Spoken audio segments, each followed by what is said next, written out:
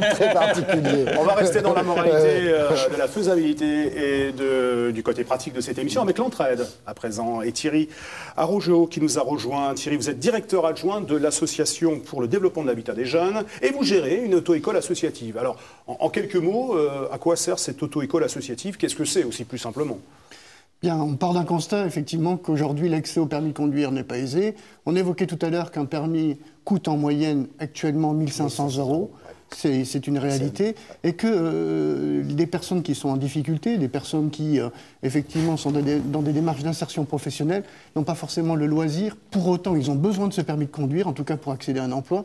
Et je crois qu'il est nécessaire aujourd'hui de s'organiser. En tout cas, on s'est organisé, nous, l'association, nous sommes organisés pour créer, effectivement, une auto-école sociale. L'objectif, ce n'est pas effectivement de développer un dispositif concurrentiel. Voilà, concurrentiel. Il est vraiment fermé, il est vraiment très ciblé sur des publics et nous travaillons avec tous les travailleurs sociaux de l'agglomération nancéenne. D'accord. Alors, l'auto-école est fermée.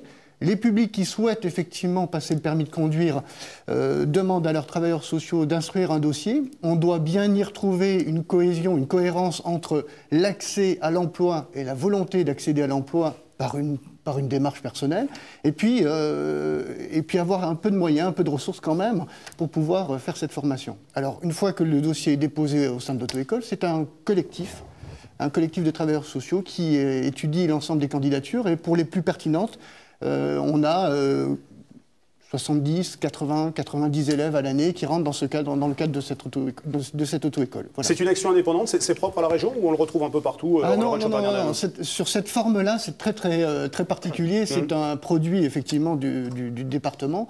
On a créé cette idée-là il y a de ça une quinzaine d'années. On l'a fait développer, on l'a développé. En tout cas, c'est un partenariat aujourd'hui concrétisé avec l'ensemble des institutions sociales. Et en tout cas, qui marche assez bien puisqu'il est pérennisé et qu'un grand nombre de personnes âgées, je dirais, de 18 à 40 ans, accèdent à notre auto-école et le taux de réussite est assez intéressant.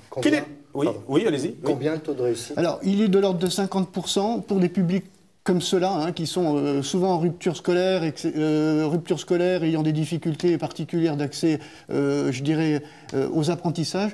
C'est quand même un résultat assez intéressant. Quelle est la part payée par l'élève, Thierry? Alors, elle est de 40 €. On demande à l'élève de participer à concurrence de 40 € par mois pendant toute la période où il est présent dans le cadre du dispositif. Alors, ça varie entre 400, 500 et 600 €, mais la régularité de 40 € par mois permet de maîtriser son budget et on n'a pas de surprise. Quand on se représente plusieurs fois à l'examen, on n'a pas de coûts supplémentaires. Quand on a des heures supplémentaires en conduite, on n'a pas des coûts supplémentaires. Alors vous devez vous heurter quand même à la profession. Est-ce que ça a la même valeur qu'une auto-école commerciale, le permis? Alors, non seulement ça a la même valeur, on a une particularité, c'est que nous avons un agrément et nous avons développé en tout cas une certification ISO 9001.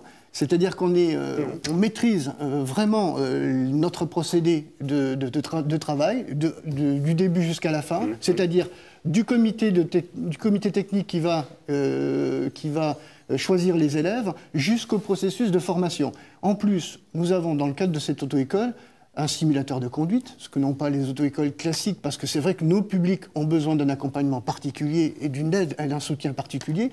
Nous faisons encore des cours de code un peu à l'ancienne, c'est-à-dire en face à face avec un moniteur. Et déterminé, là. Voilà, ça, c'est fondamental, parce que je crois qu'aujourd'hui, on a trop tendance à sous-traiter avec le DVD et avec la méthode vidéo. Je crois que quand on a des difficultés, et comme les élèves ont de plus en plus de difficultés de mémorisation et en tout cas d'acquisition, je pense qu'un moniteur en face à face, ça permet de renvoyer, ça permet de dialoguer avec lui et en tout cas d'assimiler les apprentissages. Est-ce qu'il y a une contrepartie pour le bénéficiaire? Je me suis laissé dire qu'il y avait peut-être une contrepartie pour le bénéficiaire. Alors, la contrepartie, ce qui est très intéressant, c'est qu'on a des élèves qui passent dans le cadre du dispositif, qui obtiennent le permis et après travaillent avec nous sur... parce que l'auto-école a une reconnaissance sur le département et on travaille avec la préfecture. Et quand on mène des actions de sécurité routière, nos élèves participent à ces actions de sécurité routière et en tout cas sont des acteurs de cette participation.